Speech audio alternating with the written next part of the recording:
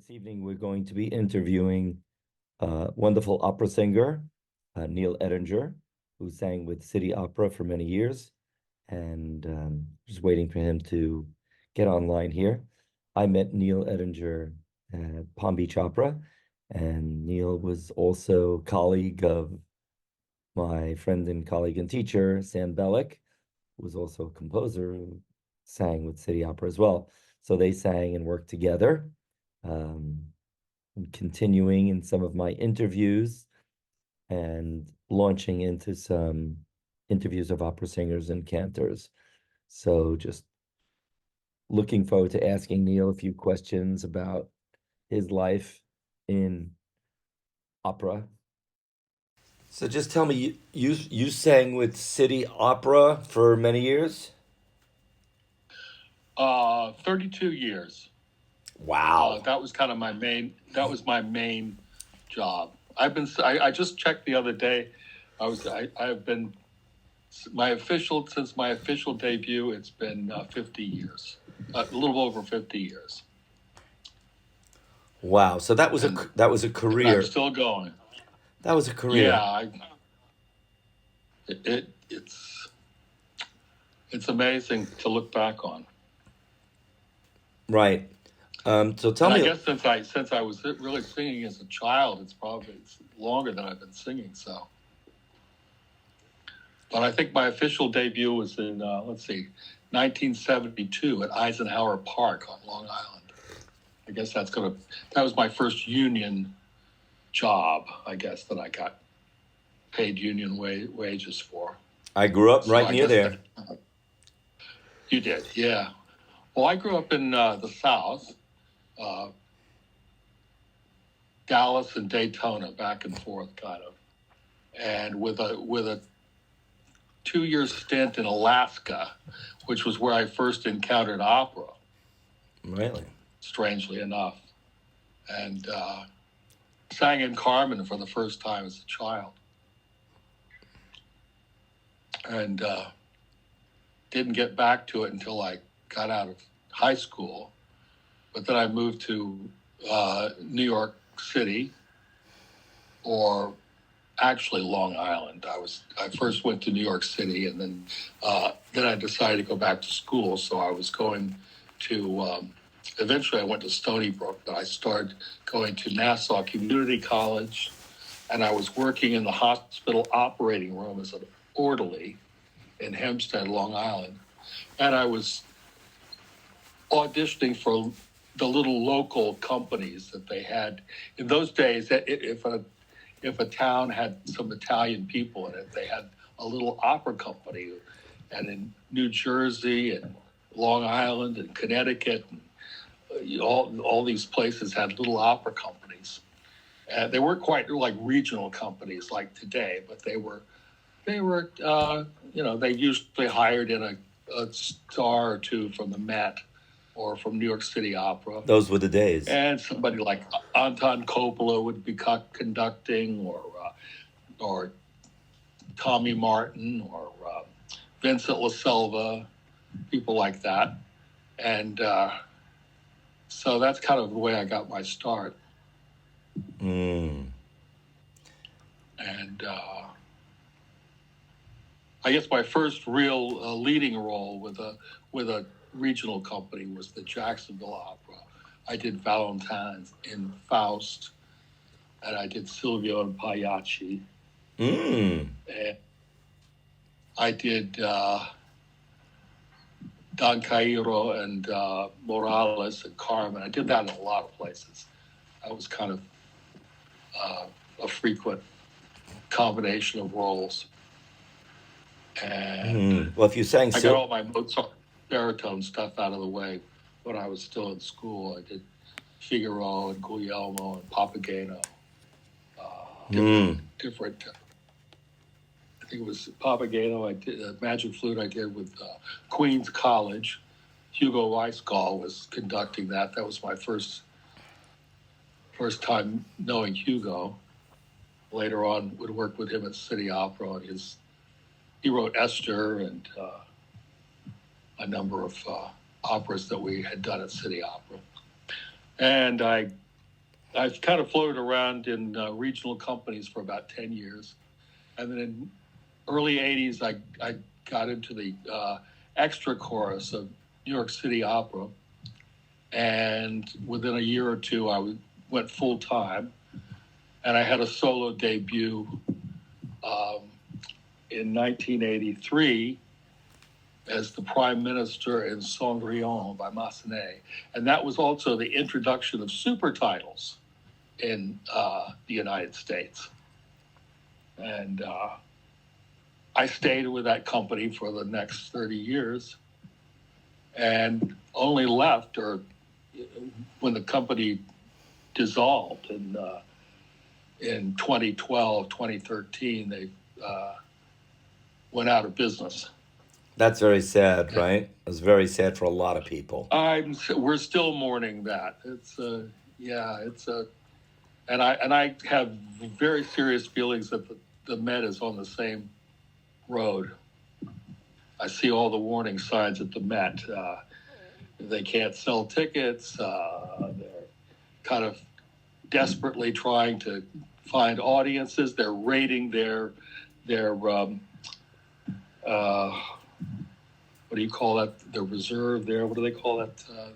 Their endowment. Sorry, which is exactly all the things that City Opera did. The Met's gotten rid of their guild, which was a main support since the 1930s, since the Great Depression. That was one of their major supports. So I don't know how much longer or in what kind of condition the Metropolitan Opera is going to go, but I know they have the doesn't look good. I know they have the the films where you can go and watch the Met as a movie. The live telecasts, yeah, they're I guess they're very popular, but even I don't still, know if that can, huh? Even still, huh? Well, I don't know. I don't go to them, but I mean, I have been to. I've seen one or two over the years, but I kind of like my opera live. Or I don't go to the opera that much. I'm mostly in it, so I like to see my opera from the stage. Yeah, it's fun. So, what are some of the big stars that you've worked with? That you stood on the stage with. I mean, City Opera wasn't the Met, but you probably had some big names that sang leading roles. A lot of those names at the Met worked their way through City Opera. We were kind of known as a feeder. Like we'd get somebody like Placido Domingo or Fernando Carreras or any number of people. We'd get them first, and then sometime later they'd graduate to the Met. And many times they came back. On the way down? Huh? On the way down? No, just out of loyalty. We had a lot of no, not at all on the way down. No. It wasn't a case of that at all. It was a case of loyalty. I mean, Domingo would come back, and gosh, I'm trying to think of some of the names. Shirley Verrett, Grace Bunbury. Actually, Grace Bunbury came to the City Opera after she had been singing at the Met, and that was my debut in the chorus at City Opera. Was 1981, Verdi's Nabucco with Grace Bunbury and Justino Diaz. That was very exciting. We had of course, we had a live horse on stage because you can't really profane a temple without a horse. I'm always disappointed with Nabucco if there's no horse. I said, how are you going to desecrate this temple without a horse? But we had one, and it was a very exciting night. Did they shit on the stage, or what? That does happen, yes. It wasn't absolutely required to desecrate this temple, but it was a possibility. Yeah, we always had a lot of horses when we did Fanciulla del West, for example. And Little Pony when we did Cinderella, and the stagehands would draw little circles in chalk backstage, and we would all bet. You bet on a circle to see where the animal might end up pooping backstage. So, sometimes it would be a big. We had Eartha Kitt was in Cinderella, and she won the pot one night. It was about $200. Anyway, that was another thing I enjoyed about City Opera was we didn't just have a lot of opera stars there. We had a lot of Broadway stars. We had people like George Hearn, and we had Paul Sorvino. Trying to think now, Gene Stapleton, and George Irving. So you did more classic Broadway as well, some crossover. We did a lot of in Rodgers and Hammerstein. In the 80s. Beverly got this really nice grant from a couple of philanthropists out in California, $5 million, which was a lot of money then. I guess I could spend that on one show now, but we did a series of the classic musicals like Brigadoon, the Scottish play, Brigadoon, South Pacific, Pajama Game.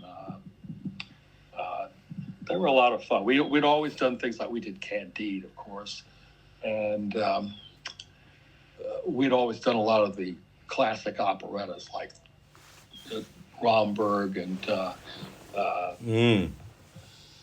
things like The New Moon, Victor Herbert, New Moon, Naughty Marietta, Desert Song. Those were a lot of fun to do. And in many ways, they're more difficult to do than operas. In what way? Because, when you're doing an opera, mostly it begins and it's sung all the way through. And with a musical comedy, first of all, you got dialogue, you got dance.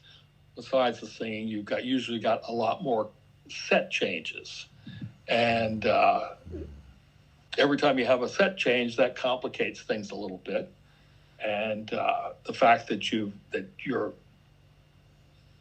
switching between different styles of singing and dialogue and dancing, and usually a large chorus and a lot of dancers. It's a good deal more ambitious than many operas. Not more ambitious than something by Meyerbeer or doing Don Carlos or something like that, but still they're quite. Why is Don Carlos complicated? Don Carlos, well, for one thing, there's 6 hours worth of music, so you have to decide which version you're doing, and why six? It's why a grand opera. Why 6 hours? Verdi wrote at least 6 hours of music. At the Paris premiere, they liked them long, but not quite that long. So he had to shorten it down to about 4 hours. But still, it's a huge, sprawling opera, and it requires very specific types of singers, very, very demanding singing and acting roles. And there's one in almost every category. You have to have star. It's like Gioconda. You can't do it if you don't have about 6 stars up there, and you have to decide whether you're going to do the Italian version or the French version, and so it's a very ambitious piece. Now, you say the Italian or French version. Don Carlos is done in French? It was written in French for the Paris Opera. And so when after the original run at the Opera, it was he put it on in Italy. Of course, it had to be in Italian because it was being performed in Italy, and Generally speaking, in Europe, they perform an opera in the language, at least in those days, in the language of the country. If they were doing, Carmen had its first big success outside of, it didn't have a success when it was premiered in French in Paris in 1875, but when it was put on in Vienna a few years later in German, with German recitatives, it was a huge success. And then it started making the rounds and in London and the States, and became the huge international hit that it still is.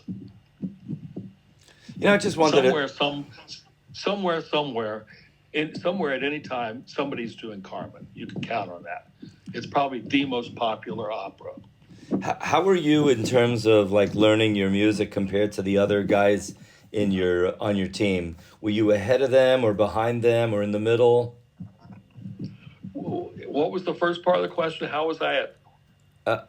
In terms of learning your music, were you always ahead of everybody? Learning my music. Well, I don't know. I'm not really, comparing myself with anybody else. I had coaches. Okay. I don't play the piano myself, so I have to go to a coach. My coach in those days was Tony Pappano, who's now Sir Anthony Pappano, and was the international respected conductor, and ran Covent Garden for many years. But in those days, he was just Tony the Repetiteur, and I learned most of my operas with him. When I was in the chorus, of course, they teach you there, so they kind of pound it into you. But. One thing I noticed in these days that conductors take the tempi a lot faster than in olden days. How do you feel about the change of tempi in general? I haven't noticed any change in tempi. I know that in the old days things were much quicker. Toscanini, for example, these people that Barbaroli, Toscanini, people who actually knew Verdi, their tempi tend to be faster, and so relative to that, I guess tempi are slower these days. Although I can't say that it doesn't vary from conductor to conductor, but it's funny because I was of a different mindset. I was thinking that the conductors today go really fast, and when you compare really? Yeah, like if you who are you thinking about? Anybody in particular? Well, I mean, I can give you one example. I was looking up Fincan dal Vino, and Fincan dal Vino, calda la testa, Don Giovanni's little drinking aria. Yeah. And Siepi, Cesare Siepi, takes it at a really slow tempo, and it's my preferred. Well, are you talking about a recording? Yeah. Or a live performance? It's Well, is that the one with Cripps or Leinsdorf or? I'd have to check, but in any case, there's one. I guess just sing it as fast as you can, or as fast as the conductor. Well, he's not gonna as fast as they can play it. I don't know. I've never actually done Don Giovanni's the title role, so I haven't come across that. I sang it once in a Brooklyn workshop. And I've sung Leporello and also some sort of, Well, I've done the arias, Leporello and Madamina and Don Giovanni's arias, but right. I haven't actually performed anything. I'd love to direct Don Giovanni someday. That would be something. That's right. I forgot we were talking about maybe putting something together where you would direct. I totally forgot about that. Well, I'm always looking for a good opportunity. It's the last time I did it was I had a beautiful opera house up in Geneva, New York, Mm. the Smith Opera House, a beautiful opera house, Mm. wonderful acoustics, and I had a wonderful cast, but I had no money. They didn't have any money. I, I got up there and I didn't even have an assistant. And the stage manager I was supposed to be writing everything down, and I looked over my shoulder at one point, and I noticed that she was writing them down in the libretto. I thought, well, I guess she's going to write these directions down in the score. And I asked her at a break, I said, are you going to write that in the score later? And she goes, oh, I don't read music. And I thought, well, how are you going to give these cues, these lighting cues, and these, but and we didn't have any budget for costume. So fortunately, you can get a lot of that stuff online now, rather cheap. So it was a good experience, but I'd much rather do it with a budget. Mm. But and I directed a couple of more times with the in New York City there, the opera, what do they call that place? It's on 28th Street, the Opera Center. Oh, right, the New York Opera Center. Is that what it's called? It's a great facility. I mean, it's just wonderful. Uh, they've got wonderful spaces there. And I did Magic Flute and Così fan tutte there. So, but other than that, I haven't had an opportunity since then. So we'll see. Opportunity, right? Yeah. Okay. So it's just very impressive, all the vast repertoire that you've gone through, and of course your history with all these amazing people, you know. Yeah, you were asking me about some of the, I guess the favorites that I Cheryl Milnes was a big. I mean, I really admired him terrifically, and getting a chance to sing with him in Macbeth and Falstaff, and You've done some serious opera. yeah, and some comic opera too. Sam Raimi was another one I enjoyed very much working with. These were kind of my heroes. Sure. And, Now you sang Sam Bellick was your colleague. oh yeah, Sam Bell. He's another one of my heroes. Oh yeah, as a hero. Well, he's a good friend, and I admire him as a composer. Yeah. Like his music.